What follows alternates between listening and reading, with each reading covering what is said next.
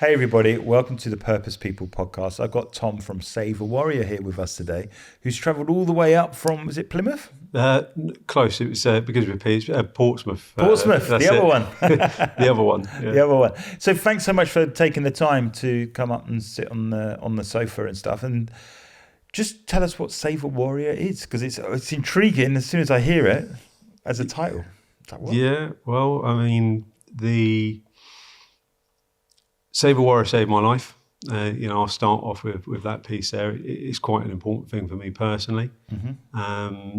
The actual methodology behind it, it's been in existence for over 12 years in the US. It's a US program. Okay. And myself and Adam Gornell, who's the other half of Save a Warrior UK, we've both been over to the States to sit the program, as it were, and receive that help.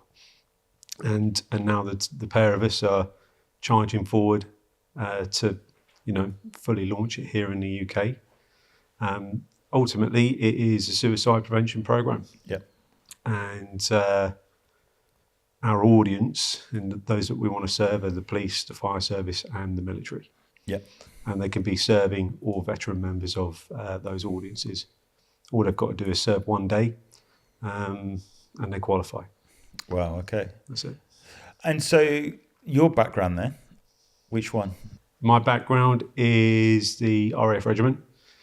And so from the age of 18 and change, I joined up, went to the RAF Reg and served 14 years. Got out around about 2017. Yep. And ultimately had a really positive experience in the military. Yeah. 99% sheer boredom, 1% exhilaration, and stuff happening. But really a positive experience. So in the RAF then, what was your role? What was it that you actually did as a day-to-day? Well, day-to-day, probably not a lot. But that sort of like leaning into that on tour and back in the UK thing. In the UK, very much training for a deployment, but my trade, if you want to call it anything, would have been infanteer. Yep. And I had specialist sub-trades in that between machine gunner, counter ID, clearance, and a little bit of tactical questioning and some language training. And there's a language training in there as well. But the main thing really would have been corporal. That was my rank, on tour with the guys in a fire support role, driving around the desert and essentially keeping the area outside of the fence line a buffer zone for anyone encroaching onto camp.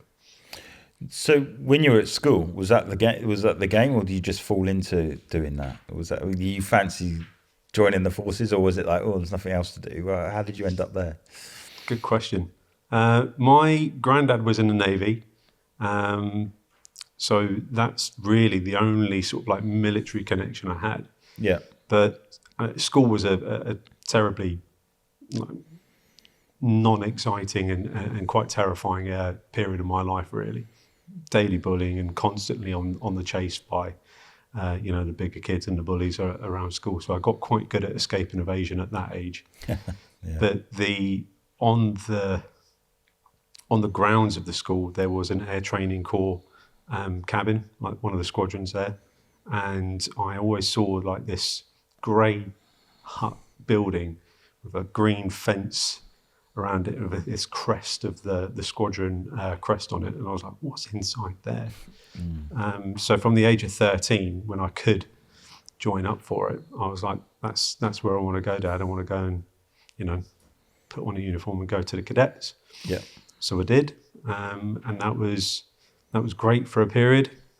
And then this RAF Reg corporal comes down with all of his parasmock and his lid and his weapon and stuff, and said, look, this is what I do for a living. And he gave us a demonstration and a talk about the RAF regiment. I was like, that's what I want. What qualifications do I need to do that? None. So it was at that point where I was like, you know what, that's where I'm going to go. I wasn't really engaged at school anyway. I made my mind up and I knew what I was going to do. Told Grandad, he was happy. Told Dad, Mum and Dad, they was supportive of it as well. I think Mum was a little bit more nervous than Dad was, but it was absolutely the right thing for me to do at that time. Mm-hmm. Albeit I was a bit young, a bit naive, definitely wet behind the ears. Small boy going into a big man's world. There was a big change there. Yeah. But it gave me a higher ceiling in life. Yeah. You know, from where I would have been. WH Smith's retail, I don't know what it would have been really, but yeah, it's definitely given me a good lease of life. Yeah. Yeah. So obviously you talk about Save a Warrior and you open with the gambit, if it wasn't for Save a Warrior, you wouldn't be here. It saved your life. So how do you get from being successful in the forces, coming out of it and into the position that you're talking about? Was it you were struggling with stuff going through it, or was it when you come out, the noise was quiet and then all of a sudden you had your own mind to live in, or what? Where we go with the delivery of Save a Warrior in our conversation is definitely an acknowledgement of what can happen while serving, and that trauma that you can pick up whilst on tour, out on the motorway as a traffic cop, or all of those individual traumas you can get during service, whatever that is. Yeah. But we recognise that it's the lasagna effect of all of those things that happen on a foundation of childhood trauma. Okay. Okay, so that there is the thing that doesn't let you truly come to terms with what happened later on in life. Yeah. So someone that has a reasonably good childhood with a very low ACEs score, things happen, traumas happen, and they can come to terms with it. But if you've got a brain that's been, kicked around, traumatized, always had fingers pointing at you, you're no good, and then all of a sudden you start to listen and believe what they're saying, that person struggles with coming to terms with things later on in life. Yeah. And that's the person that we're trying to catch. Mm. So in terms of my childhood trauma, it's definitely that bullying element around school. Yeah. In and around there, which was incessant from year 3 right the way up to the last day of school. I couldn't wait to leave, but I just knew that I had to be there. So I just turned up. Yeah. So for me, around about 2015, there was a crossroads where it was left for suicide or right for choosing another way in life. I chose to live.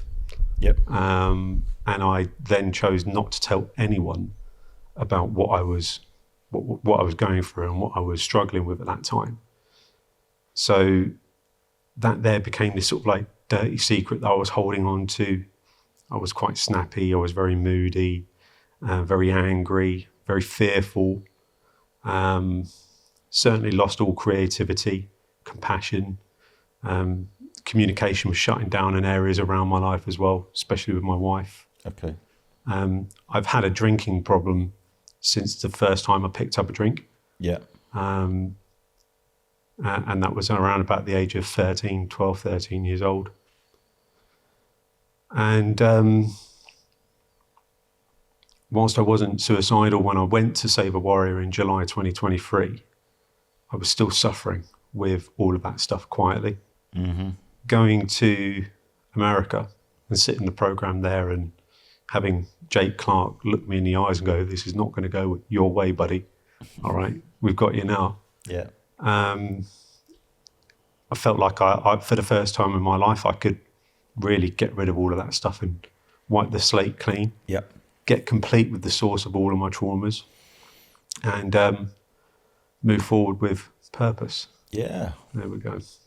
So you've obviously, come out of that situation, and what do you think was the semblance of going on Save a Warrior that you were around other people that almost gone through something similar? Was there that sense of I'm not the only one? Did you go through that journey? Absolutely. Yeah. Yeah. So when you're going through, the thick of it, and you're on your own, it's not because the world's left you. It's because you've shut the doors on the world. Yeah. All right. It's much easier to go, no, I don't want to handle that. Don't want to look at that. Don't want to talk to that. I can't be bothered to answer their question on WhatsApp. And you just start shutting all of these doors, and you become desperately lonely. Yeah. By your own making.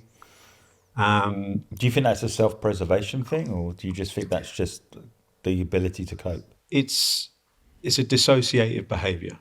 Okay. It's easier to shut yourself away sometimes in the middle of a forest, in a cabin, and not look people in the eye, because that's where that's scary, right? We can't do that, and just be on your own, because I just want to be on my own.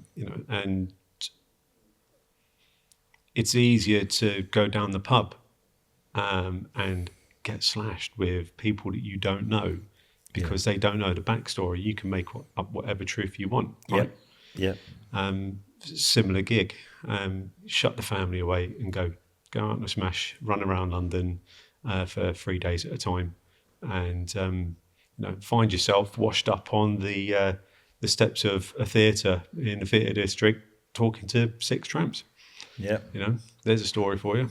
Yeah. So at what point did you realise that alcohol was a bit of a problem?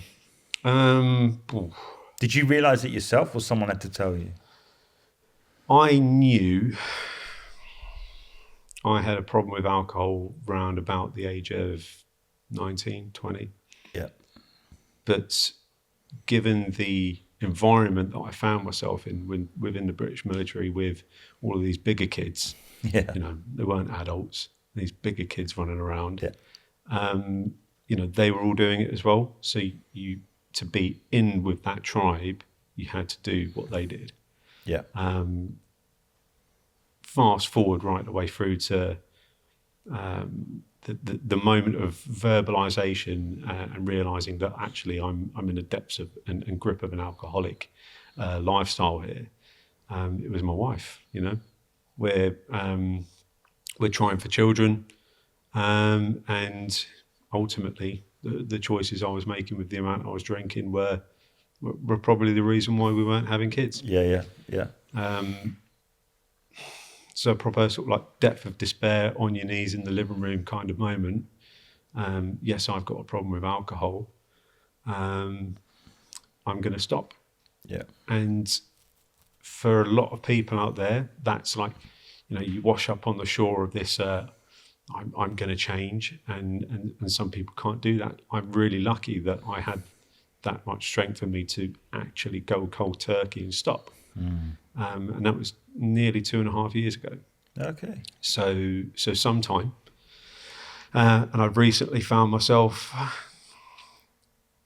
as many alcoholics do, thinking, well, I've got a grip of this now. I could have one around about Christmas time and celebrate the new year and etc. Just one glass of wine or champagne with a toast. I never did, but this question came into my mind that maybe I'm fixed now and I'm okay. Yeah. I didn't have the courage to actually do that and have one glass, because I actually know that I can't drink again. I am addicted to a thing, and it's called escapism. Yeah. And that's just a trait of my wanting to fit in with the crowd and be Jack the lad and be the funny guy and all of those elements there. But which is obviously being at school and not being the funny guy and being the one that took the brunt of everything, and then you reinvent yourself and everybody's like, hey, look at this guy. Yeah. It's understandable, right? You can understand how you got to those conclusions, you know. For me, I think growing up, I was, what was I?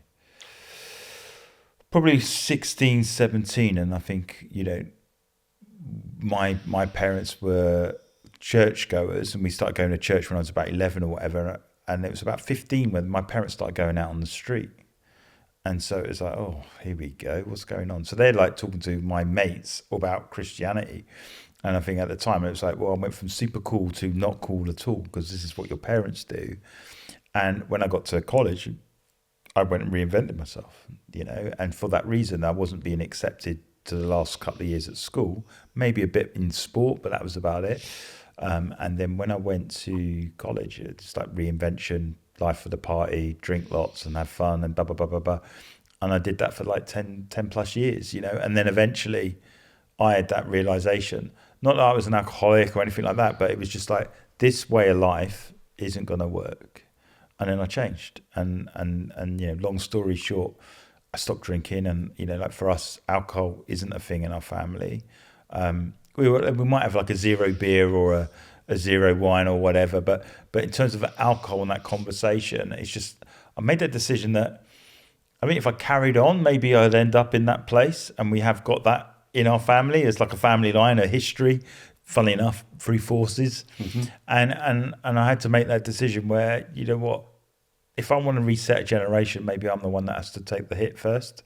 And that's pretty much what me and made easier my wife as well. So, whilst I'm not saying I am alcoholic or whatever, I recognize that need to reinvent and to be completely opposite from who I once was to be someone else. Mm-hmm. I get it 100% what you're saying. I think what you're saying is that you've came to that conclusion, and life is, sometimes that question does resurrect itself. I mean, for me, it was like the first curry you went to, or the first wedding you went to, or the first funeral when you didn't drink. It was like, oh, what's this? That? Weirdly enough, now, having been in the entrepreneur world, I've seen a lot of people coming to the same conclusion. Like, I don't need this. This actually doesn't serve me anymore. It's a distraction. And so, for me, and it's a distraction for the reasons that you cite, that it's escapism. And so they've made those decisions to say, I'm done with it. Now, other people, it's not an issue, right? Other people, it's not an escapism thing. But it depends on the walk that you go down. But for me, I don't think there's a lot more negative. And certainly in our family, I look left and right, and even in Claire's family, left and right, you look at it and you go, our family line, whatever you want to call it, generational line, physical makeup or whatever, it just doesn't fly. So actually, this is the reason why we're doing what we're doing. What you've just said there absolutely is the hammer that hits the nail at Save a Warrior. It's the ripples of generational trauma, and whatever that really looks like for family units out there in the world. It's that recognition that it was our great-grandparents that started this, probably great-great-great-grandparents, really. It's how my parents looked up to their parents as children. That's how I need to be as an adult. Yeah. And keep going back and keep going back and keep going back. It just follows down through that. It's like DNA. It just follows down through. Yeah. So me having that sort of, I need help. I'm stopping this right now. Yeah. Here's the full stop on that sentence. Yeah. I'm turning the page. In chapter 12, moving forward. I've now healed 7 generations ahead of me. There you go. Yeah, yeah. And the guys that come to the program, if we give them that too early, it's too overwhelming. It's like, what do you mean? So we just need to. That comes out in the 500 days after that 3-day program that we give them. Or guide them through, really. We don't give them anything. We just give them the permission to speak openly and honestly about what happened. Yeah. In a really compassionate but quite direct way. So the Safer Warrior then is obviously ex-forces, people like that. So just talk us through, how do you refer someone into it? Is it something that you just, hey, I know someone, pop them over to you and you speak to them, take them on a journey? Just talk us through that process, because there might be someone listening on the podcast that goes, you know what, I'm trying to build a business, I'm trying to do this, I'm ex-forces, whatever, but I've still got these demons that I'm struggling with. What do I need to do? So when I was ill, I wasn't looking for suicide prevention program on Instagram. Yeah, of course. I certainly wasn't scouring Google for mental health treatment because I'm suicidal. Yeah, etc. Yeah. So blasting our message out to that individual is not the right way to do it, because they're not looking for that thing, and the algorithm is set up in such a way that they're going to keep looking for keep finding football scores or fast cars or golf or whatever it is. Yeah. So really our message needs to land with the person that they work with, their best mate of 20 years, the guy that served on the flight with that guy, or the guy that was in the police station with Bill, who knows that person intimately and recognizes actually that guy needs some help. So we're talking to everyone about the friends and family that they have and know, that know that person has been through it and they're suffering. So it's up to the village to look after the individual. Okay. And we can't. It's up to the individuals to then shepherd that person towards us. And we're not the only organisation in the land that can do this work. But I do believe we're the only one on the island that is doing this work. How we do it. For the audience in which we choose to work for. So it's very much a transformational, non-NHS prescribed bit of kit, where we will ask some big spiritual questions, and ask for assistance through an understanding of what the higher power is to that individual and what that means to them. And for some people, like myself, that come from a very non-religious background to the point where the word God was frowned upon, that's been a hell of a U-turn in life for me, to now be very open with this new spirituality and this new belief system I'm growing and learning more about. For some, it's still a little bit too. Well, I can't really lean into that. So whilst we're not a religious or a spiritual program, we do recognise that, there's more to life than what we monkeys have it as. You're trying to. I think the key thing to look at is you're trying to deal with unnatural situations naturally, which is like death and things like that. Whereas someone's life cut short or some kind of attack or whatever, but by nature of the job that you're actually in, and then you're trying to cope with natural means to make that happen. And I think that's often the beginning, is that what we have sometimes is not quite enough to get us to where we need to get to. And I think often that peace is a biggie. I can't find peace, so therefore I'm now escaping to try and quell the noise down. And I think for me, it's the aspect of, I look at our family, which I've touched on, like my uncle isn't here anymore. He had crazy PTSD. We didn't know that then.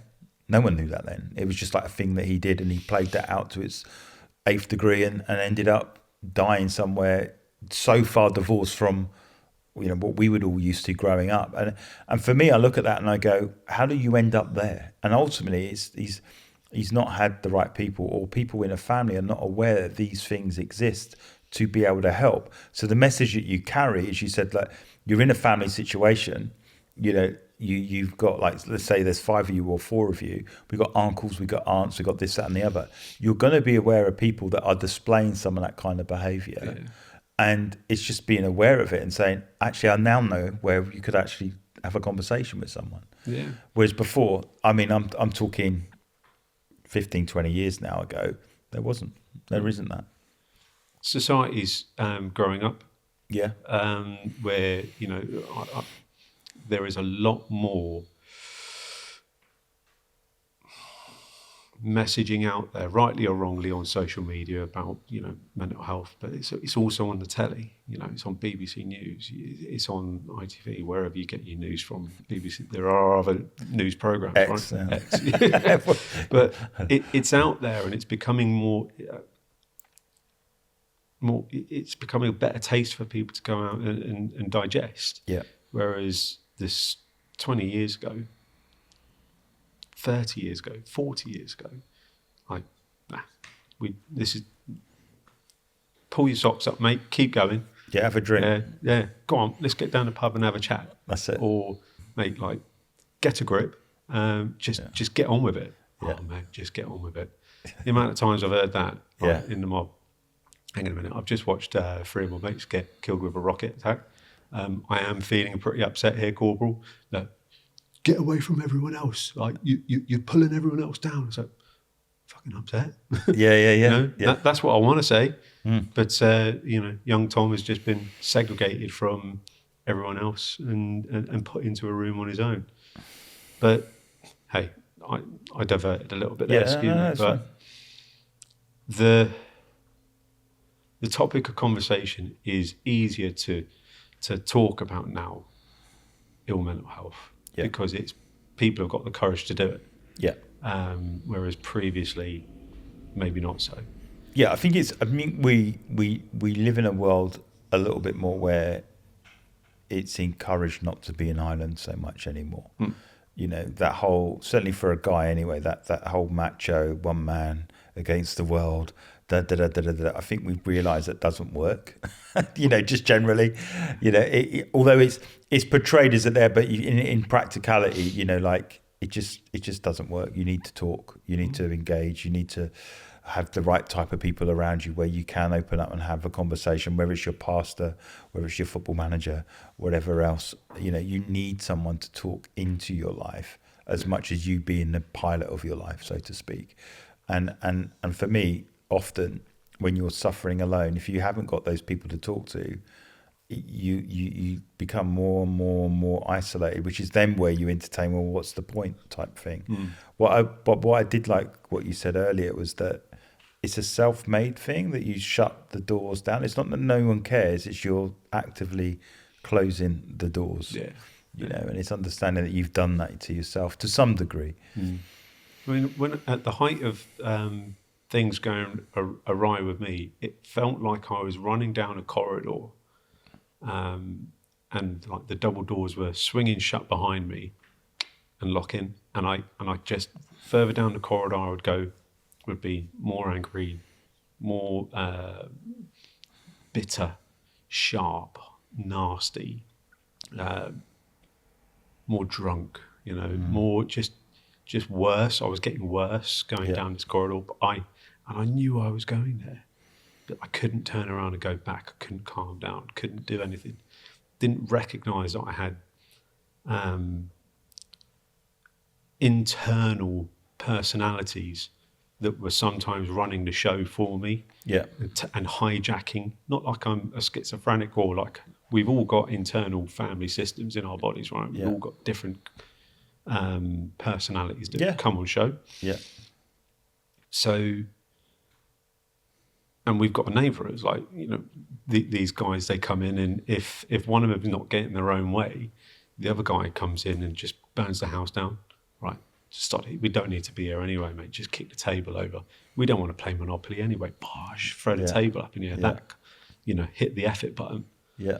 So we give the men that turn up that language to understand all of this, because before then there's no, they don't know what they don't know. So we go, well, you know, that time when, you know, you got frustrated and you couldn't communicate, so you ended up like punching someone in the chin. Yeah, that guy's, his name is, and we give him the name. And they go, and when this was happening and you felt really shy and you couldn't, you know, you felt like that imposter, and someone was telling you you're no good and you shouldn't be there anyway. Well, they've got a name as well. And it makes sense now. Good. Now that you've got those two in relationship to yourself, now we can put them over there and be aware about them and get them off the game. And who are we left with? Your authentic true self, the one that's always been there, but hasn't had the courage to come forward because the two just cloud the view and start running the game. Well, it's that thing you say about running the game. It's that putting your game face on, isn't it? It's like you go into a situation and you almost... It's funny, I joke about, you start your day and you look in the mirror and then you've got a choice. What is the person that leaves from the mirror? In the mirror, it's you. But then when you move into the next room, what are you?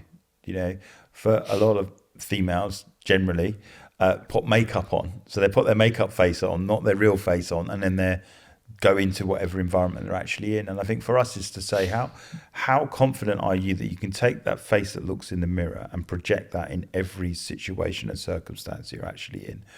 And I think for me, that's the more you can be your authentic self, the more at peace you are generally with who you are, rather than spending 90% of your time as an actor.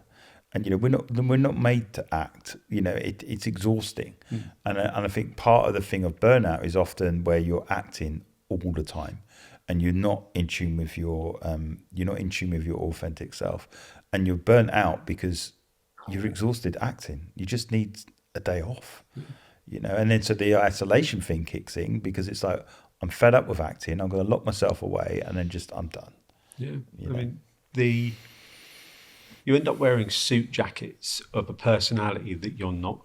Yeah. But people see you as that, or you're in a job that you need to be that. Yeah. And if you wear the military uniform long enough, that becomes your identity. Exactly. And then when you leave the mob after 14 years, you hand your kit in. I remember I had tears in my eyes. I was handing my kit in. I was like, hang on a minute, what are you doing, Tom? Like my Bergen, my uniform, my boots, my body armour, everything, all of the pouches, everything. But this was me. I'd had this stuff since basic training. I was like, hang on a minute, like, what's going on here? Who am I? Where am I going to be now? Was that for you? Because as I said, I talked to someone before. They're in the forces as well, and I use my dad as an example. My dad, when I talked to him about being in the Navy, he's back there. He's now 71, 72, and he's like, forgive me, Dad, if I got it wrong. But he's, he reflects that he's 21 and he's in the Navy. And you talk to him, he's back there. Yeah. And I don't think he's ever fully recovered from that identity, that he's that. If you asked him what was the best job you ever had, he'd probably go back there. Well, here's the thing, though. That uniform that you wear is an identity on top of another identity. Yeah. So that identity pre-military is the one that's given to us by the adults that we see as children, right? Yeah. And if you come from a great home and all of that, then all is well. Yeah. But if you come from a household, like some men that come through the program do, that is incredibly dysfunctional, alcoholic, abusive, violent, the identity that you start to wear at that one is one of survival, and not your true self, because the manager and the firefighter, these two characters that come on that are incredibly critical and violent, the one that was just talking about, if they're on the field too long, they become you as well. So there's an identity crisis right then. The military then is an identity crisis on top of an identity crisis. Yeah. And then you fast forward to leaving the military. Well, do you go back to the one prior to that, or what's before that? Yeah. So you get this really like identity crisis leaving the mob or the police or wherever, or the paramedics. It doesn't matter. If you've been in something so long and institutionalized into it for so long, it becomes you. But what was before that?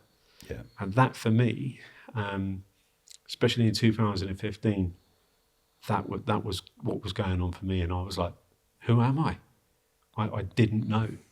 So let's fast forward and let's go on the positive side of things. When is it that you obviously done the Save a Warrior program?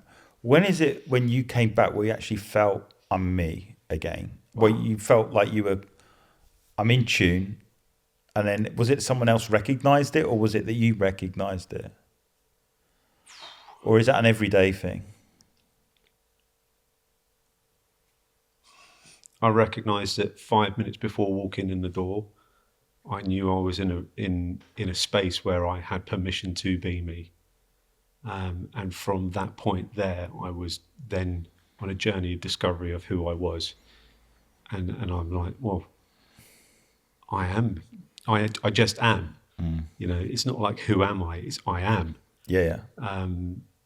And who I am is compassionate, creative, definitely kind, and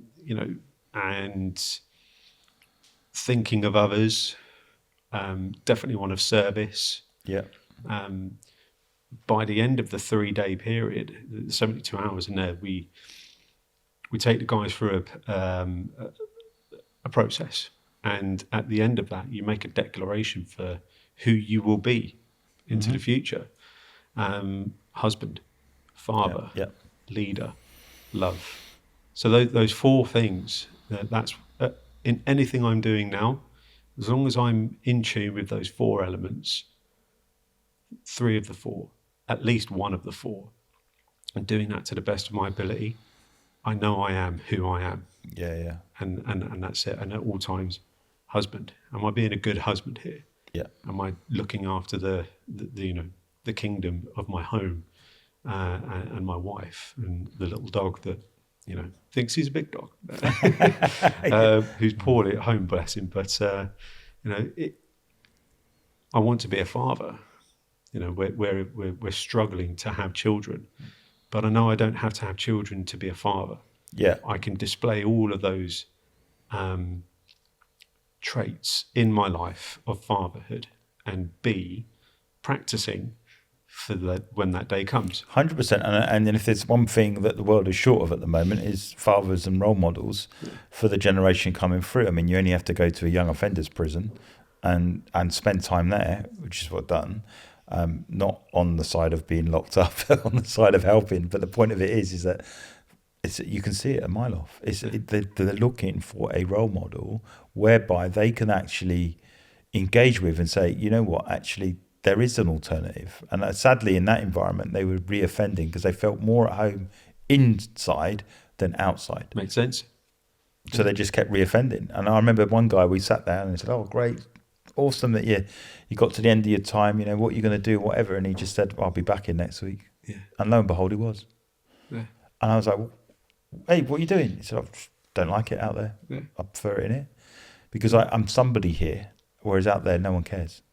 At least I get my clothes and my food and blah, blah, blah, blah, blah, but people respect me. And you're like, wow, that's sad. So there's a need for fathers and stuff. So from my perspective then, Save a Warrior, where does it operate? Does it operate all across the country? Is there one place that you meet? How does it work? How do people get in touch? Yeah, so right now we're in the process of moving out of the home office, which is Warrior HQ, and into an office in the local town.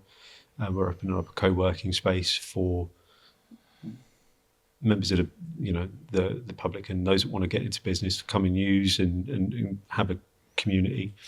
The actual 3-day delivery is at a home in Bedfordshire called Moggahanger Park. Yep. Which has been plonked in front of us by God. Yeah. And moved into our pathway. There's men from all over the country, Scotland, Wales, Southwest, London, a lot around my area really, because that's where I put the flag. We're all going to meet there. They have to pay for their own bus fare to get there, but the rest of it's on us. So we'll house them, feed them, give them all the materials that they need for the 500-day afterwards. So do they stay there 500 days then? Oh, yeah. Wow. So three 3 days, and then you work with them over the course of the 500 days, yeah? That's it. Yeah. So a very intensive 72 hours. Mm-hmm. There's a little bit of sleep, but every single hour has got something in it. Yeah. Where be it, yourself, this is your hour. The other men that are there, it's still theirs. They need to put themselves into that conversation and make it apply to their own life. Yeah. And that's one of the great things about it is there's no crosstalk. Yeah. It's very a respectful area, and it's quite quiet elsewhere, apart from that conversation that's going on right there. Yeah. So once the 3 days is over, there's this honeymoon period for about 2 or 3 weeks. Like, you've got this new language and this new lease of life, and come on, let's go get it. And then life happens. Yeah, of course. And then a missed bill or something, and the shine sort of wears off. Yeah. Fact, that's what happens.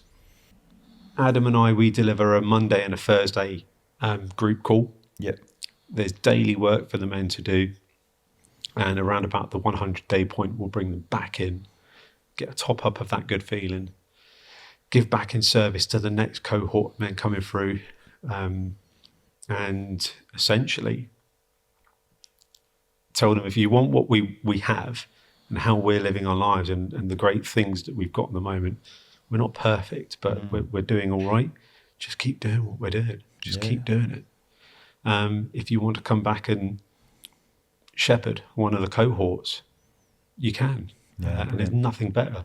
There's no better feeling in the world being sat there, being able to give a shepherd share, tell the men, before Save a Warrior, my life didn't make sense. Yeah. It didn't make sense when I was here, but like with integrating all of the work over the 500 days, like things make sense now. And being able to tell that story to the guys and see that, you know, that's, I've now completed my journey of healing because I've brought other men through. No, that's awesome. And that's it for me. Yeah. So how will people get in touch? You know, they might want to, they love what you, and they want to come and support, or they know someone that could reach out. What's the best way to get in touch with you? Yeah. So, the internet, you could just search Save a Warrior UK. Yeah. Will pop up. There's a number of ways that people can support. Yeah. But really that homepage on the website is it, and then there's a few blogs and bits and pieces that they can have a look around on there. But LinkedIn is definitely our home territory for social media. We've got a little presence on Instagram and Facebook, but really LinkedIn is definitely where we've got a bigger community. And it's easier for us to have a proper conversation there. No, it's great. I mean, what we'll do is on our show notes, we always pop a whole load of detail and information on there so we can signpost people. But it's been a great conversation. Thank you for making the trip up. It's been really good. And I love the fact that you are helping those people that put their life on the line and you know, serve the public. You're actually serving them to get back into society afterwards. So thank you so much for just driving all the way up. We really appreciate it. Pleasure. It's the honour of my life to do it. Thank you so much. Thanks. Hi, everybody. Thank you so much for listening to the Purpose People podcast. How you can help us is to like and subscribe our YouTube channel. You can also subscribe to our podcasts on Apple, Spotify, Google and Amazon. That helps us get our message out there to help people go after their dreams, double down on it, and be successful in life on their terms.